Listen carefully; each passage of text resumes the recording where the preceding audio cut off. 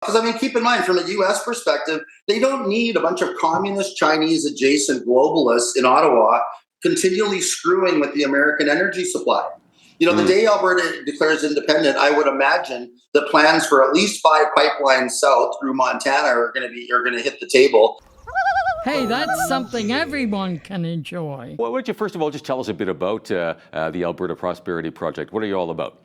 Sure. Well, Dennis Modry, myself, and a number of other gentlemen started the Alberta Prosperity Project about 4.5 years ago. We wanted to start a nonpartisan educational organization to educate our fellow Albertans on the benefits of independence from Canada, right? So we've obviously been working away at that for the last number of years, and we are now involved in helping to organize a referendum to remove Alberta from Canada and become an independent country. Okay. Oh, yeah.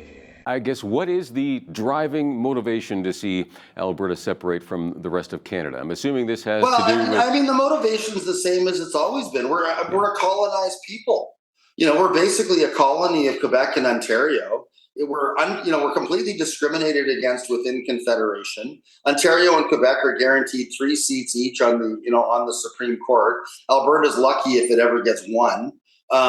The Maritimes, New Brunswick and Nova Scotia together are entitled to 20 seats in the Senate. Their population combined is 2 million. Ours is almost 5. We only get 6. So they almost have 7 times more Senate seats than we do. Quebec only has 9 million people, so it's barely double Alberta's population. It's guaranteed 24 Senate seats. Ontario's guaranteed 24 Senate seats.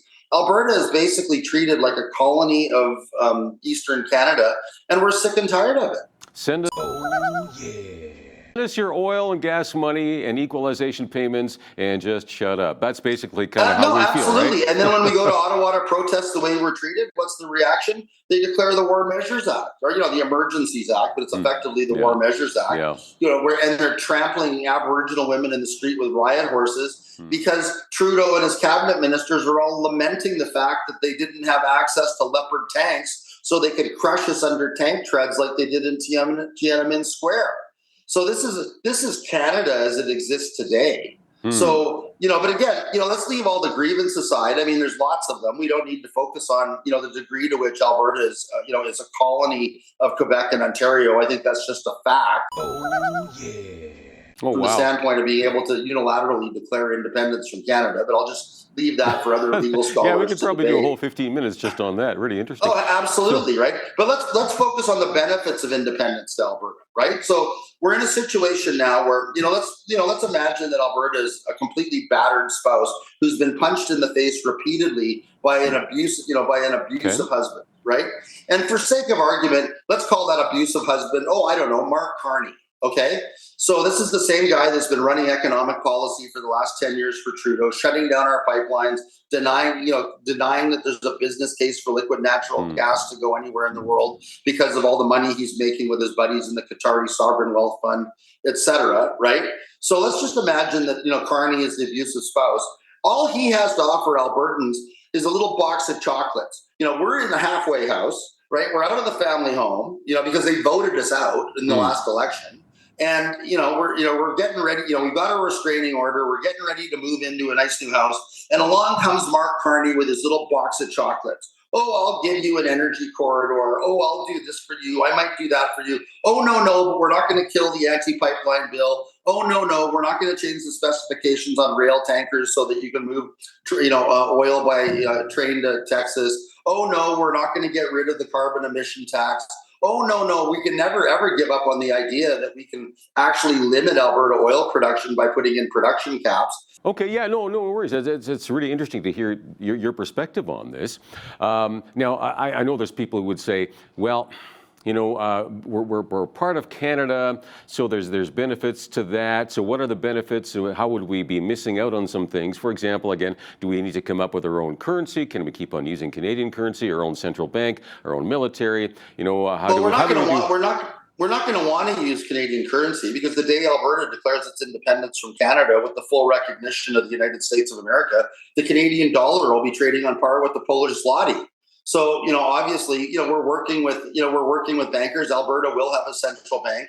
In the interim, we will likely be using the U.S. dollar, as our currency until the Alberta dollar, fully backed by the natural resources of Alberta, is up and floated.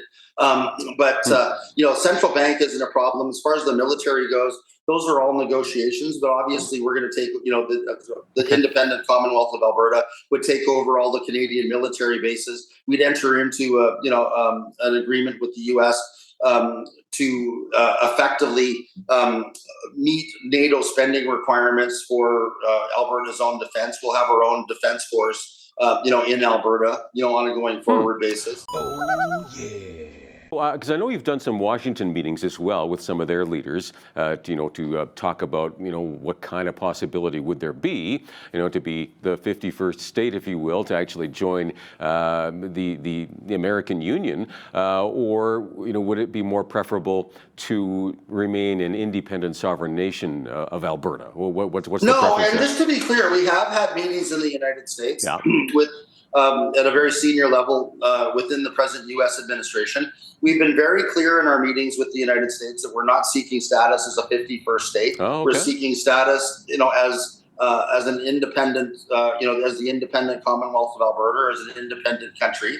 They're fully in support of that goal. Because keep in mind, from a U.S. perspective, they don't need a bunch of communist, Chinese adjacent globalists in Ottawa continually screwing with the American energy supply.